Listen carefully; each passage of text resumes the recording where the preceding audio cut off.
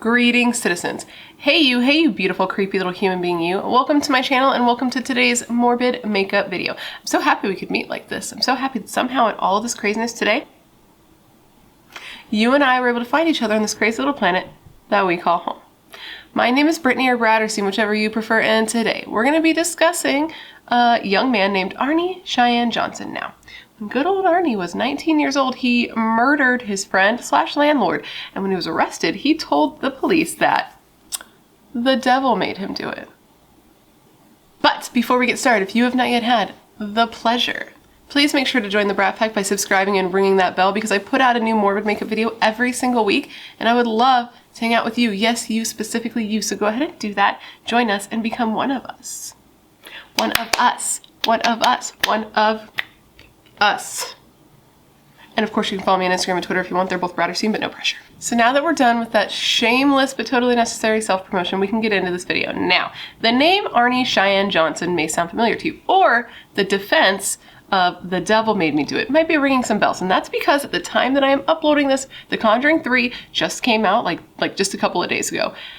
Finally. Does anyone else feel like we've been waiting for that movie forever? I feel like they announced it so long ago, and then we had, you know, a year of craziness, but now it's finally come out, and I am just so excited.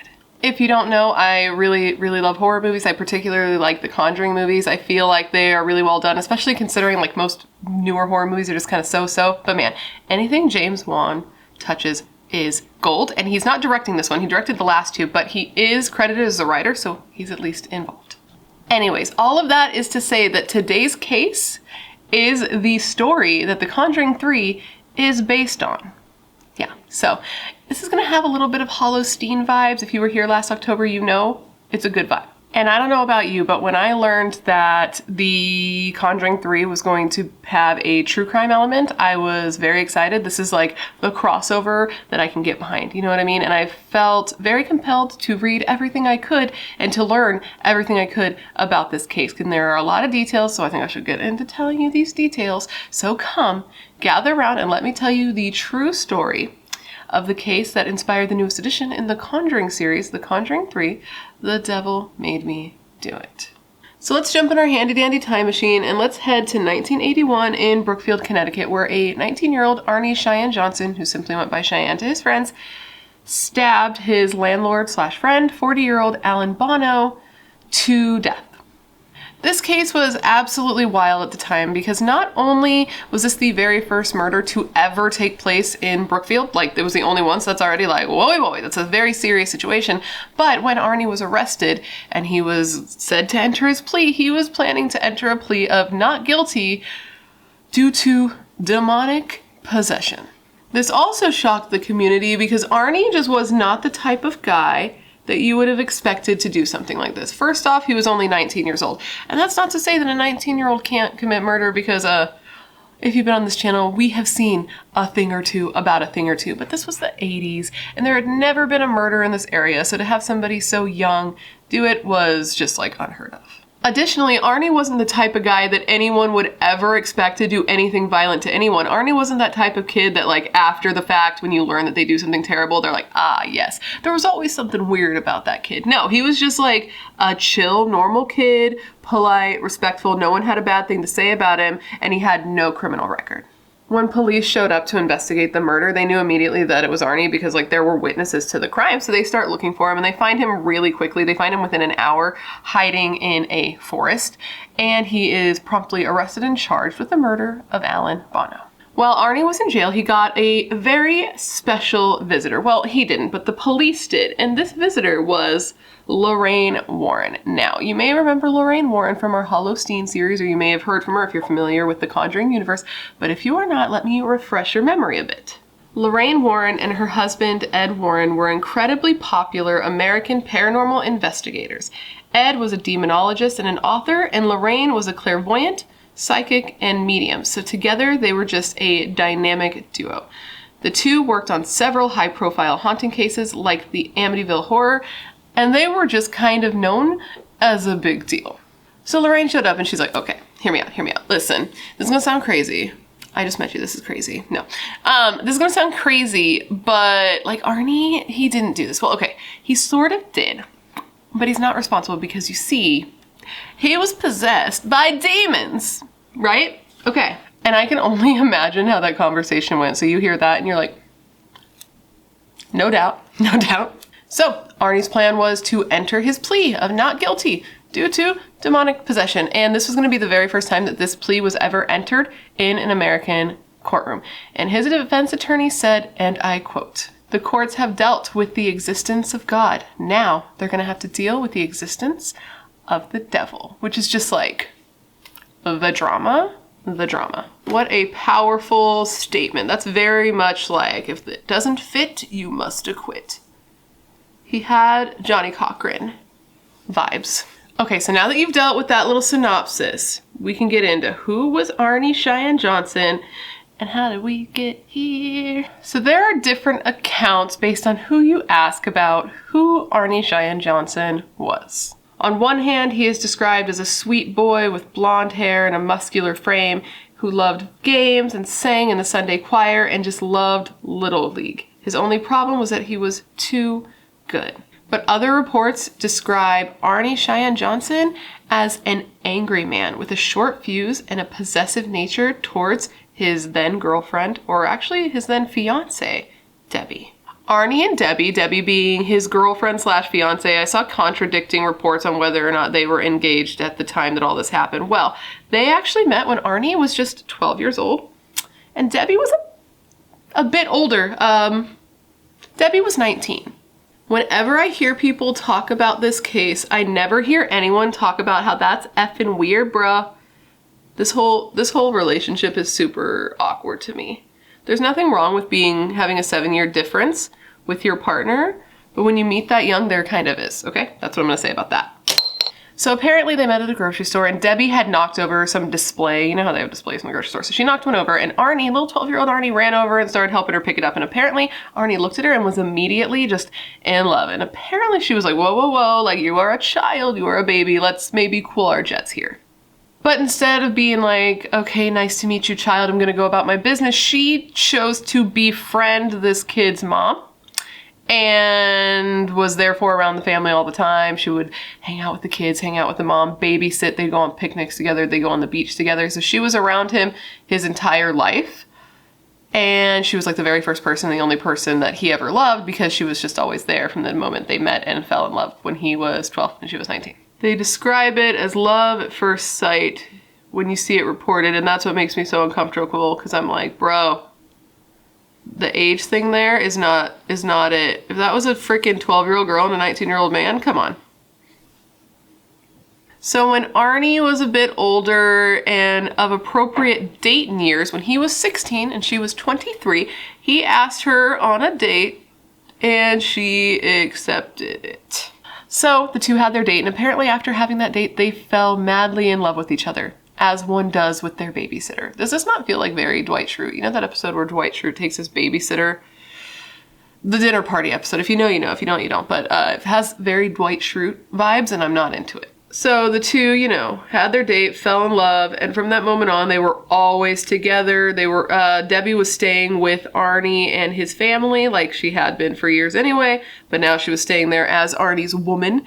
And it was around this time that Arnie's mom got super sick and she stayed sick. She never really improved. So Arnie, being like a good son, because he was described as a good son, decided he was going to drop out of school and he was going to start working full-time to try to support his mom and also his siblings. And Debbie then decided she was going to stay home and hang around the house and help make sure the kids were taken care of since his mother was unable to do so. As I'm sure you can imagine, having to take care of his family did put a strain on the relationship because like Arnie and Debbie did have plans of their own. They wanted to move out of the city, away from the hustle and the bustle and the crime, and move to a nicer area out in like the country with a nice house. And they also wanted to like travel the world and they wanted to start a family. So it was a bit of a point of contention that they had to stay around so much. Even though, you know, it wasn't like ideal, they were still working towards being able to provide for Arnie's family. And he was actually working so hard so that he could afford to get a new home for his mom, him, Debbie, some of her family, and his siblings. He wanted them to move to a nicer area because they weren't living in like the safest best area. He wanted a house that was in the country, but it wasn't so far into the country that they couldn't go to the city to have jobs, do things, etc., etc. They did eventually find like the perfect house that was fit all their criteria. It was in an area that was close enough to the city, but far enough away that it could be safe. It was this cute little house with a yellow house with green shutters, which just sounds like, kind of sounds ugly actually, but maybe it wasn't. I couldn't find a photo in color of this, but it was like a big house that had like a detached garage, and it seemed perfect for the family that they wanted to move in there. So they decided, okay, this is it. We're gonna go and we're gonna rent this place. So while there, it was a combination of both Arnie's family and Debbie's family, and they were kind of like fixing the place up to move in because whoever had lived there before, I guess, didn't leave it in like the best condition. And while there, things got a little bit weird, particularly with Debbie's little brother. So though this story is about Arne Cheyenne Johnson and Alan Bono, the man that he would inevitably go on to murder, the haunting and the possession did not start with Arnie. It actually started with Debbie's little brother, David Glatzel. In the summer of 1980, less than a year before Arnie would inevitably go on to kill Alan Bono, Debbie's younger brother, David Glatzel, started to see the malevolent spirit of an old man. Okay, so now we're getting into the whole thing. So apparently the very first time that David Glatzel encountered this evil spirit of this old man was when he was in the rental property that Arnie and Debbie and their families planned to move into, right? So they were there cleaning up, getting it ready to rent, you know, hauling out old furniture, cleaning floors, the whole shebang. And while they were there in one of the rooms, they found a waterbed that somebody had left behind, and they were all like, groovy, that sounds tight. So they all started playing around around the waterbed. If you've ever encountered a waterbed, you get it. So everybody started playing with it. The only person who didn't want to play on it and with it was David. And I saw different reports of this. One said that he got like a weird feeling, and another said that like he was just self-conscious because he was like a little bit of a chubby boy and he didn't want to like be splashing around and out of control of his body, which like, if that's it, David, I get it. It gets you. So he didn't get on the bed. But then all of a sudden, David, the one who didn't want to get on the waterbed, was shoved by apparently nothing, shoved onto the waterbed, and he went unconscious. And when he woke up, he had a wild story to tell. When he woke up, as I'm sure you can gather just based on the story we're telling here, he told them that he was pushed by a frickin' ghost dude. He said it was an old man in like a flannel that was all mangled up, and that the old man told him that he better watch out. And this poor kid, like, he was like, oh my God, like hoping that this would not happen to him again. But sadly, this would not be the first or last. Well, actually it was the first, but it wouldn't be the last encounter he'd have with this spirit who he started calling the Beast. Apparently this old man, at least from what David would tell his family, he said that this old man would show up in his dreams and make it so he couldn't sleep. So he was constantly exhausted. And at first his family dismissed his claims for like a couple of reasons. First off, like, why would they ever believe that? Who would just immediately believe that? Not me, Gypsy. But in addition to that, they thought that maybe like he was just trying to get out of doing chores by saying he was tired and just get a little bit of attention. But these encounters did not stop. They got worse, they progressed, and got more frequent. David was constantly plagued at night. He would wake up screaming, having nightmares and night terrors. He would wake up feeling like he was being strangled, and you would actually see the fingerprints in his neck. And he would cry hysterically, describing seeing a man with big black eyes, a thin face, and animal features, with jagged teeth, pointed ears, horns, and hooves. And he said that he would see this dude just standing over his bed at night. And to that I say, ew. But because of this, his family had to constantly come to his bedside and console him at night. And they were like, this is kind of a lot, David. This is like a lot. His family members said of this, and I quote, he would kick, bite, spit, swear, terrible words. He experienced strangling attempts by invisible hands which he tried to pull from his neck, and powerful forces would flop him rapidly from head to toe like a rag doll. So things just progressed from here as they typically do. Like this is a typical thing, but as we hear in these stories, it went from not only happening at night to David having these fits in broad ass daylight. David would just be hanging out in the morning, sitting at his table, chilling, not killing, when he'd be eating his little oatmeal and his little eggs, and all of a sudden he would just like look down, and then when he looked up, he would be a totally different person. Whatever was behind the eyes that made this boy David was gone, and he would just sit there with this like creepy ass look on his face and start laughing hysterically like an actual demon.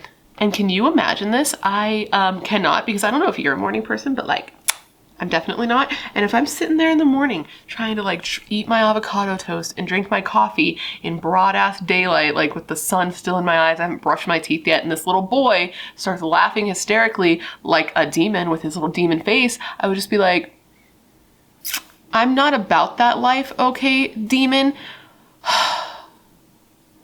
First coffee. Okay, Satan, first coffee. And then in typical haunting fashion, other stuff started to happen around the house. Drawers opening by themselves, clothes being thrown all about, dishes and other items just flying off the counter all willy-nilly like with no explanation. Disembodied voices, scratching, tapping, all that jazz. David, of course, would get the worst of this. He would just be like walking around his house trying to live his life when he would be like thrown across the room. Random marks and cuts and scratches would appear on his body, and he'd just be sitting there, and all of a sudden he would change and he'd start quoting Bible verses in a voice not his own. And to that I say, goodbye. Goodbye. It appeared to me that whatever had infected David at the rental home had been brought back to his actual home with him. Because all of this was happening, I don't even think I clarified that. All of this isn't happening in the rental home.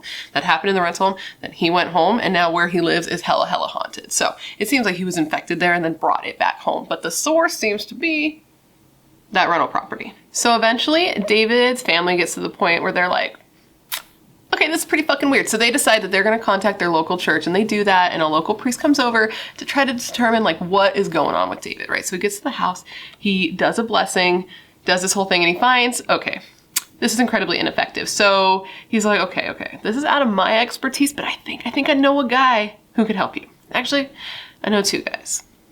Actually, they're a married couple, Ed and Lorraine Warren. The priest then contacts Ed and Lorraine Warren and gives them the whole shebang, the whole story. He's like, hey, I've been at this house. I've been dealing with this boy. These are his issues. I have determined that he is definitely hella possessed. The priest didn't want to be involved anymore in the David situation because one, he felt like it was out of his expertise, and two, he was planning like an overseas trip. Was it Australia? I think it might have been Australia.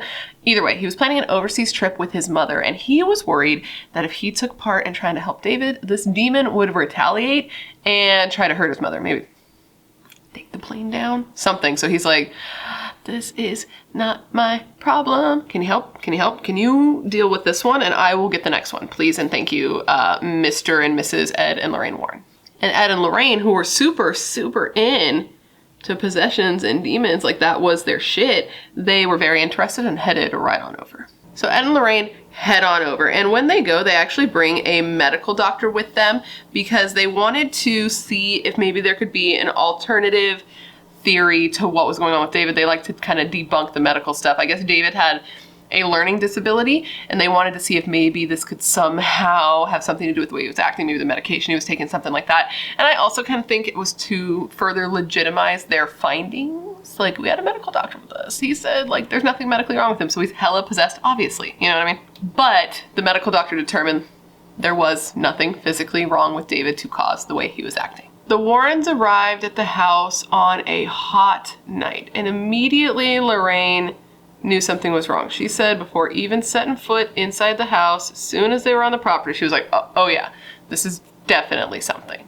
Once inside, her feelings were confirmed because it was determined that there were several demons not only within the house, but within David himself. The Warrens had estimated that there were more than 40 demons chilling inside of the house and inside David, and they decided he would definitely need an exorcism. So once it was determined that David needed an exorcism, the Warrens realized that, like, we can't do the exorcism here because the blessing on this house just was not successful. So they decided to take him to a church basement to do the exorcism, which to that, like, that is just so dramatic. Very good. I love it. I love when they just make it, not they, but like when things are as just dramatic as possible. An exorcism in a church basement? Groundbreaking. They noted during this time that David would go in and out of being David and being someone else. He would just be like sitting there doing doodles, doing sketches, you know, like a young boy would. And all of a sudden he'd look down, he'd look up, and it wouldn't be David anymore. And he was growing increasingly more violent. Apparently he was even violent towards his mother, and he like loved his mom. He was not a kid that didn't like his mom or anything like that. So him being violent to her was particularly noteworthy. And he ended up, according to Ed Warren, breaking his mother's nose. And it was noted that it actually didn't take much effort for David to break his mom's nose, because in his possession, he had become incredibly strong. Apparently it took several like grown-ass men to restrain him and hold him down when he would get into a fit. So the Warrens, while in the church basement, performed what is called a deliverance on David. Now, what a deliverance is like an exorcism, but it's like a more chill exorcism, a lightweight exorcism, a diet exorcism, if you will, because apparently to get an actual exorcism approved, you have to go through the church, and there's a lot of red tape, and it's a whole process, and the church never actually approved a full-on exorcism for David. While the Warrens were waiting for the church to approve their exorcism, which at the time they didn't know that it was never going to get approved, they proceeded to do a couple of these deliverances, and none of them were effective. I think they did 3 total, and it did nothing to help David.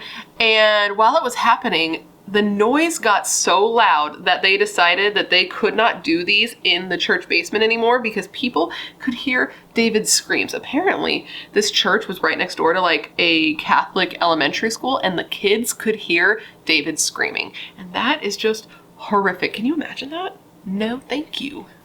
It's actually really sad to think that like they tried these exorcisms and nothing worked. He was still like hissing, he was still screaming, he was still in pain. Apparently he even levitated, which like, don't do that.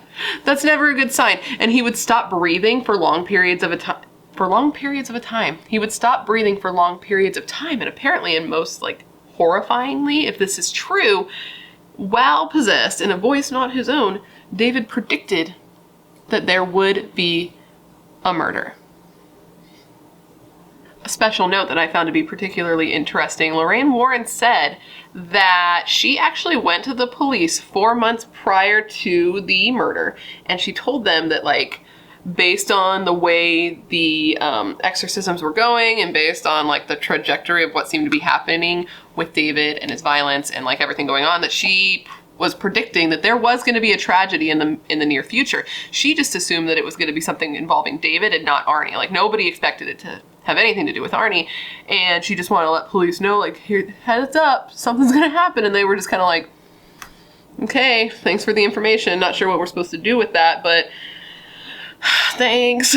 You know, like, I don't know what they could do, but she says that she tried to warn them that something was going to happen.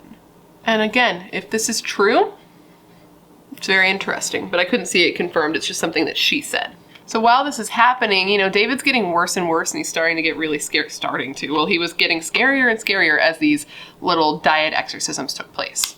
And apparently during each and every one of these exorcisms, and during the entire time that David was suffering, Arnie and Debbie were right there, right next to David for emotional, moral support, help restrain him, things like that. Arnie would like go to work during the day. He was a landscaper. He'd go to work and then he'd rush right back to be right by David's bedside.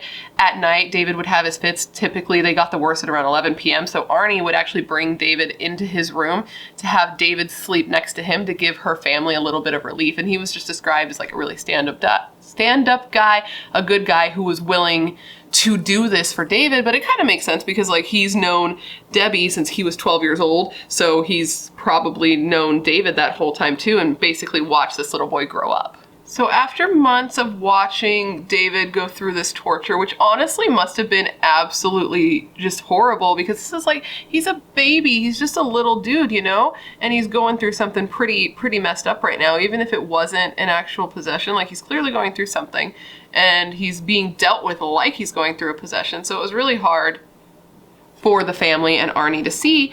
And Arnie, who was getting just exhausted at watching all of this take place, started to lash out at the presence within David's body. And that is just like not a thing you do. If you've seen any horror movie, you know you're not supposed to speak to the demon. You're never supposed to speak to the demon directly. That's not what you do. And you especially don't want to be confrontational to the demon. But Arnie was like, you know what? This is ridiculous. So Arnie looked at the demon and was like, yo, stop.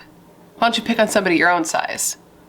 I'm paraphrasing here, but that's basically what went down, which like, No, Arnie. Like, I get it. You're a selfless dude. That's cool, but like, no, don't do that. So once this little mini exorcism where Arnie antagonized the spirits was done, it was ineffective.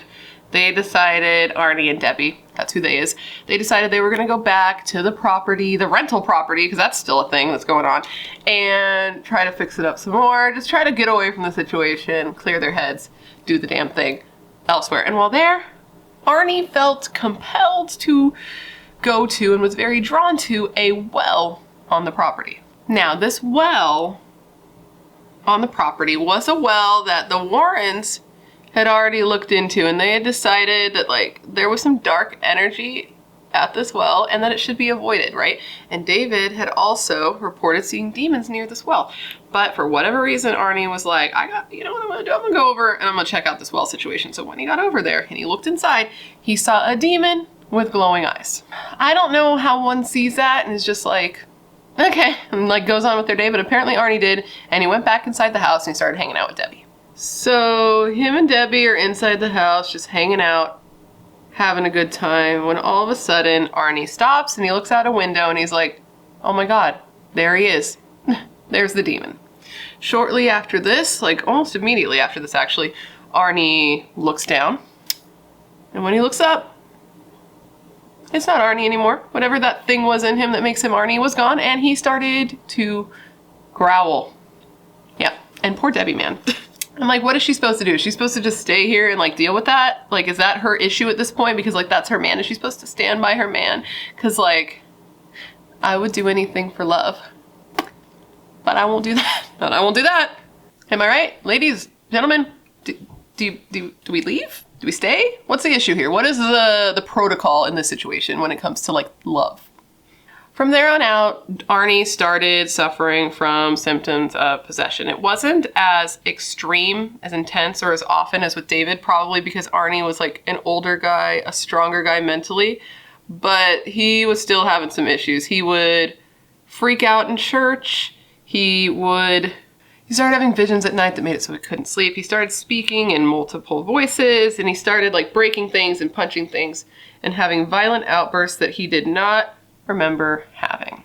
So, given that the Warrens believed, and therefore the family believed, that this rental house was the source of all of the issues they were having, all the possession things, plus the fact that Arnie had gone there and had himself become possessed by going and chilling in that well, not chilling in the well, but chilling by the well, they decided collectively they were not going to rent this house anymore. They're like, okay, this is clearly an issue. We're going to get as far away from this as possible. So Arnie and Debbie decided they were going to just move out on their own, start fresh. This was a lot. They needed some them time, and they decided that they were going to rent an apartment together.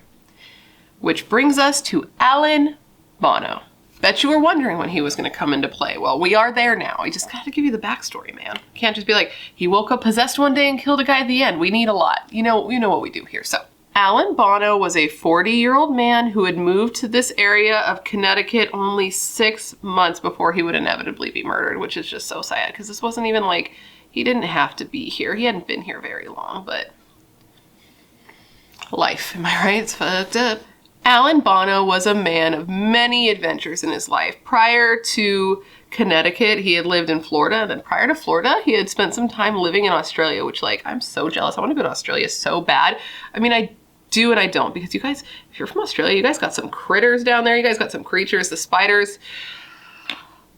I could never, but Alan Bono did. And he had only moved to Connecticut because his sister owned some kennels, you know, dog kennels, animal kennels, and she needed some help taking care of some of them. I don't know if she owned more than one or if this was the only one and she just wasn't going to be in the area anymore.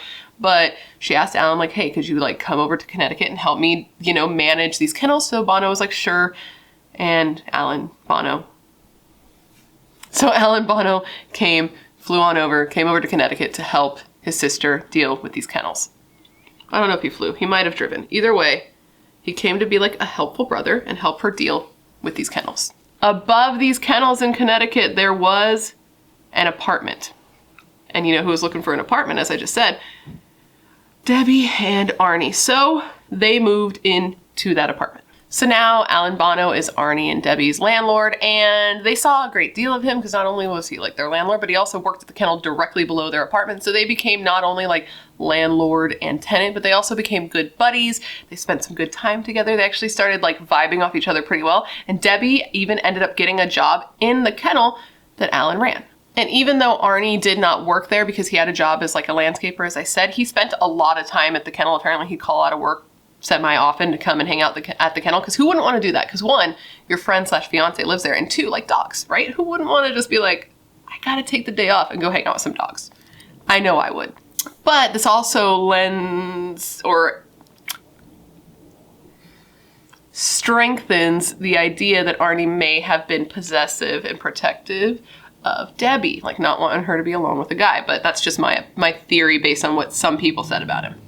So, the day of the murder, Arnie was actually scheduled to work at his day job, but he called out of work that day saying that he had a sore throat. And then him and two of his little sisters and one of his little cousins, who I believe was also a little girl, this doesn't really matter to the story, but just wanted to paint a picture for you there. Well, they all headed over to the kennel to hang out with Debbie and to hang out with Alan and just spend the day amongst dogs, as one does.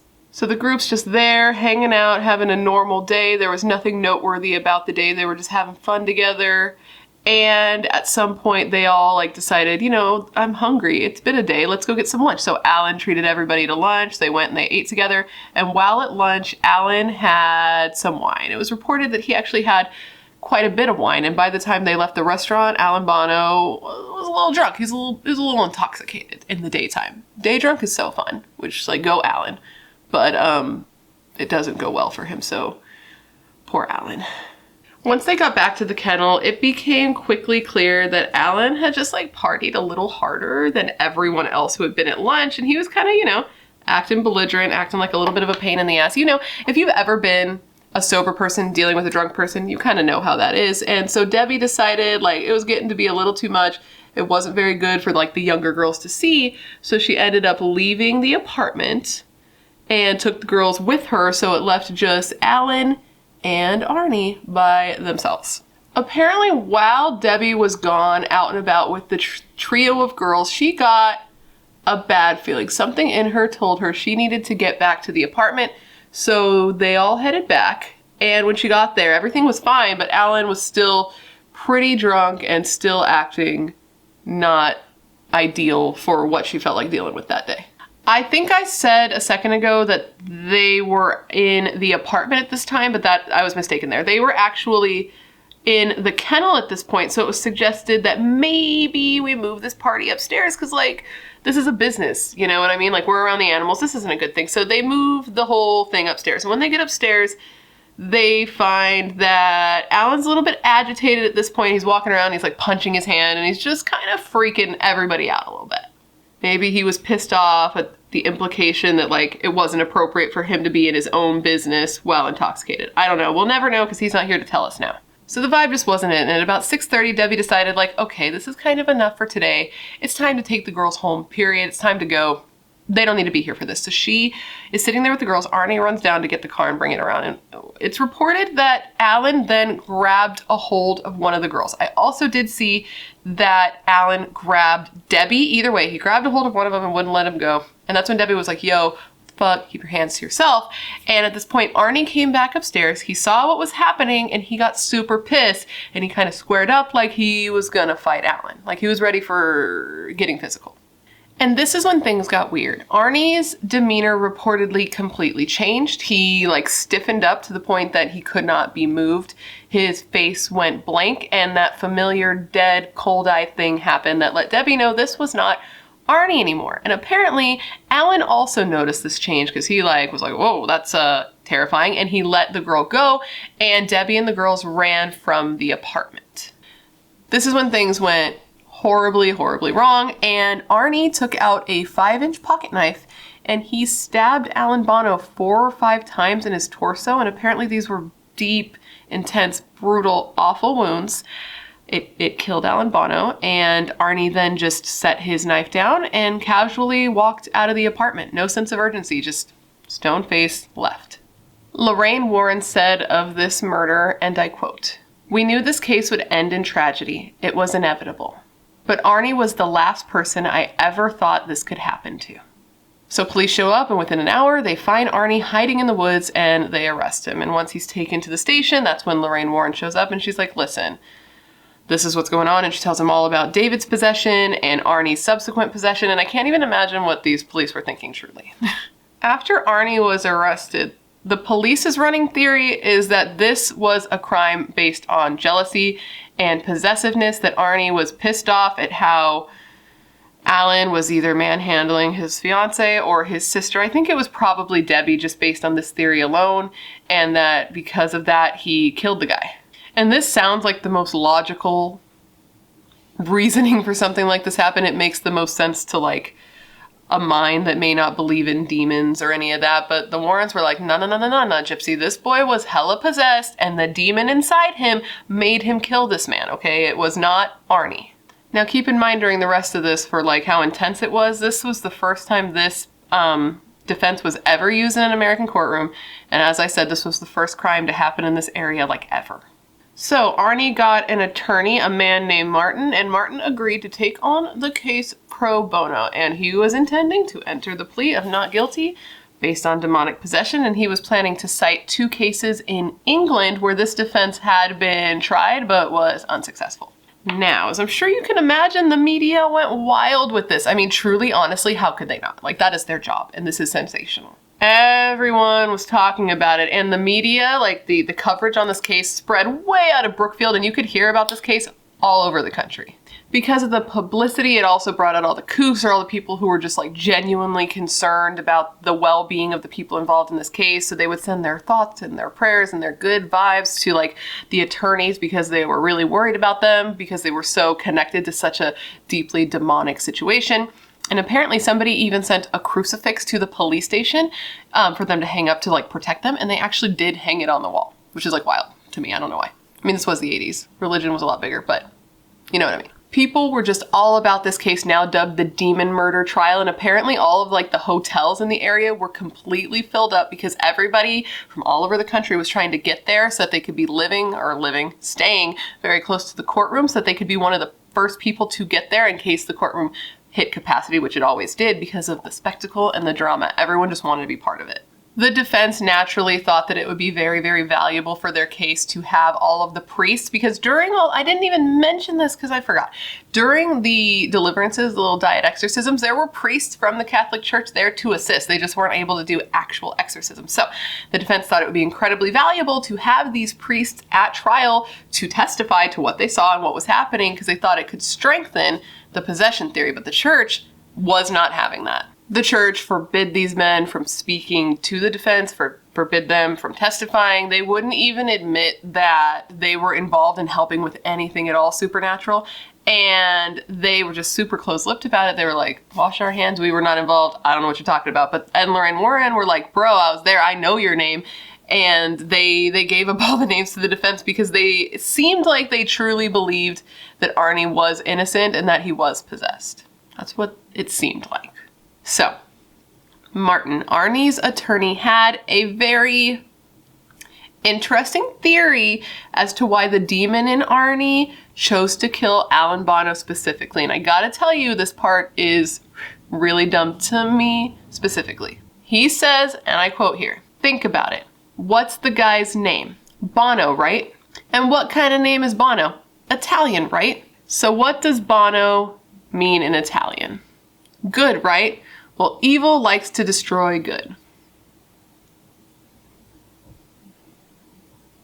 I'm sorry, bro. No, stop it. Martin, Arnie's attorney, was also given permission to examine the clothes that Bono had been wearing for, blood and cut wounds and everything, because I believe Alan Bono was cremated at this point. And Martin claims that there were no cuts or blood on the clothes to show that Alan had actually been stabbed. So I guess he was trying to say that like the wounds just appeared on his body, even though the pocket knife had been used, which, was flimsy, and the judge disagreed. When all was said and done, without having the church to back up the possession defense and without having any possible way to prove that this was true at all, the judge actually rejected Arnie's plea of not guilty due to demonic possession. The judge was just like, I'm sorry, bro, I don't know what to tell you. This can't be proven. This can't be your plea. So despite Martin, the attorney's best efforts, this plea was thrown out, and Arnie was now claiming that it was self-defense. What's believed actually happened is that once the group got back to the apartment, Alan and Arnie were both pretty drunk because a waitress who was at the restaurant who served Arnie and Alan and the whole family when they went to lunch that day said that Arnie and Alan both drank like hella wine. And that once they got back to the apartment, maybe Alan, in his drunken state, was a little inappropriate, hit on Debbie, and Arnie was not about that life. After 17 hours of deliberation over a 3-day period, on November 24th, 1981, Arnie was found guilty and convicted of first-degree manslaughter for the stabbing of Alan Bono. He was sentenced to 10 to 20 years in prison, but he ended up serving less than 5 years before being released. Less than 5 years. That's basically 4 years for stabbing somebody to death. And that, to me, is wild. While in prison, a book ended up being written about the whole situation called The Devil in Connecticut. And bro, I looked this book up because I wanted to buy it and I want to read it. And apparently it looks to be out of print. And I went on Amazon to see how much it would be.